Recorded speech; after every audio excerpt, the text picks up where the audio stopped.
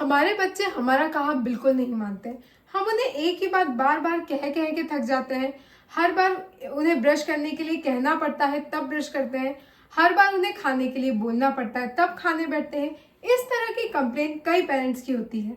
क्या आपकी भी यही कंप्लेन है? तो इस वीडियो को एंड तक जरूर देखें। अब हम सबसे पहले जानते हैं कि ऐसा क्यों होता है कि हमें बार बार बच्चों को ब्रश करने के लिए बोलना पड़ता है तो ही करते हैं वो ब्रश, जिसमें ये रोज की एक्टिविटी है। उनकी हैबिट क्यों नहीं डलती? हम बच्चों को स्टडी के लिए बोलते हैं तो ही वो स्टडी करते हैं। जो बच्चों की रेगुलर एक्टिविटीज है वो उनकी हैबिट क्यों इजीली नहीं बन पा रही है, आज हम इस बारे में जानेंगे। मेनली 2 रीजंस होते हैं जिनकी वजह से आपको बच्चों को उन कामों को करने के लिए भी बार बार बोलना पड़ता है जो उनके लिए बहुत इंपॉर्टेंट है, जैसे ब्रशिंग टीथ या फिर स्टडिंग, या फिर हम बोल सकते हैं कि खाना खाना। इवन उसके लिए भी हमें बच्चों को बार बार बोलना पड़ता है, जिसमें ही उनकी बेसिक नीड है। तो भी हमें उन्हें बार बार ये क्यों कहना पड़ता है कि ये काम करो? उसके 2 रीजंस होते हैं। फर्स्ट थिंग ये है कि उनको इंटरनल मोटिवेशन नहीं आता है। जो मोटिवेशन उनके पास आ रहा है वो आउटर मोटिवेशन है, जिसकी वजह से वो उस काम को कंप्लीट नहीं कर पा रहे हैं। आप उन्हें बार बार समझाते हैं कि बेटा ब्रश कर लो वरना कैविटीज हो जाएगी। अब छोटा सा बच्चा, उसको उस एज में कैविटीज हो जाएगी, इस बात को रिलेट नहीं कर पाता। बच्चों का माइंड इतना प्रोसेस नहीं करता है।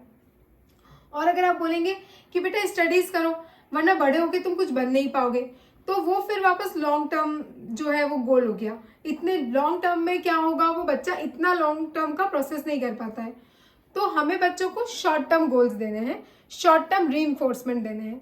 जैसे कि मैं अपना एग्जांपल देती हूँ कि अगर मेरी डॉटर हिनाया को मुझे होमवर्क करवाना है तो मैं उसे कहती हूँ कि आप होमवर्क करोगे तो आपको खेलने जाने को मिलेगा।